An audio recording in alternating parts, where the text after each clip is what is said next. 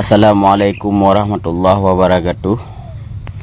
Wahai Panglima Sago, Panglima Daerah, Panglima Wilayah, Panglima Pusat, mari kita sama-sama tacuk tanggungjawab patunan yang kadam sumpah jamun. Baiklah pengut bangsa Aceh. Orangnya dah sumpah demi agama, demi bangsa.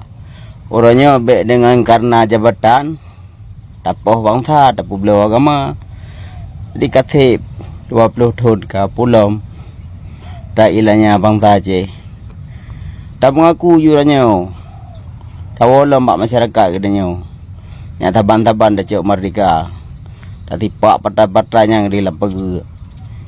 Timang lompatai. Panai nak kemenangan orang yang lompatai. Nak kemenangan yang kehuru-huru yang duduk dalam jabatannya. Nak kemenangan. Orang yang pengikutnya panai nak. Kemandum lagi aja saya pelacak. Pat nak kemenangan orang yang.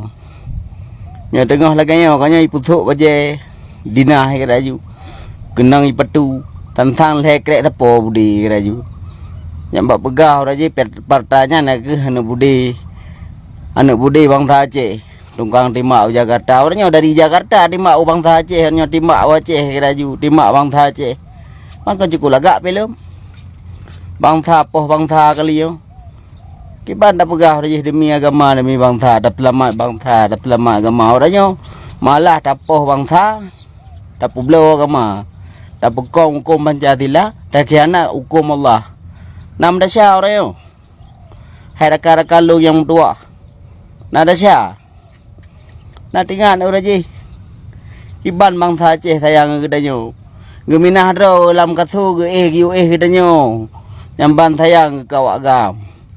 Tapi orangnya hana ada belah kasih sayangnya orangnya ke bangsa Aceh. Bila ada pegah gerakan yang kahanali, yang taban dah cok tanggungjawab beraja, yang kagerbun orangnya thona tanggungjawab orangnya. Thona tanggungjawab orangnya musabah dan atau tanggungjawab kakak. Rakannya orangnya bak tanya diharap. Lagi ada menjanji beraja. Orangnya malah tanya dah khianati. Tak pekong hukum Pancasila orangnya. Tak pancu hukum Allah orangnya dalam bumi Aceh. Orangnya yang boleh dan hukum orangnya hukum Allah kan hukum Pancasila. Hai rakan yang sejahtera. Hai rakan yang mutua. Nebuka hati ke bangsa Aceh orangnya. Nepiyo ke dia buat partainya. Kasih orangnya. Kasih orangnya dah obok bangsa dro-gedro orangnya. Dah adu domba. Hana dah sadari orangnya. Timah pakai orangnya patah orangnya. Cina kalan orangnya. Selama lahir partai katanya orangnya partai PA. Kiban orangnya kehancuran lambu Aceh hino mujak ke deh mujak ke nau. Totalah kan. Karena hana butuh maka gaji lagi yang dah rasa udep tu. Tak menjanji muno dah buat mude. Nak buka pintu hotel le bacu ke bangsa tu. Bek binasa dro nu. Hukum sumpah lah macam merdeka hanya dah buka parat. Bek nak pegat wok orangnya. Binasa ni. Perjuangan wali suci. Pejik pakai pengikut wali orangnya. Yak pulau-pulau orangnya. Yak pulau-pulau orangnya. Perjuangan wali lam partainya orangnya. Sedangkan lam partainya orangnya kan hukum Pancasila. Yang orangnya yang ipekong. Wali hana galak hukum Pancasila orangnya. Yang wali galak orangnya hukum Islam yang sebenar ji.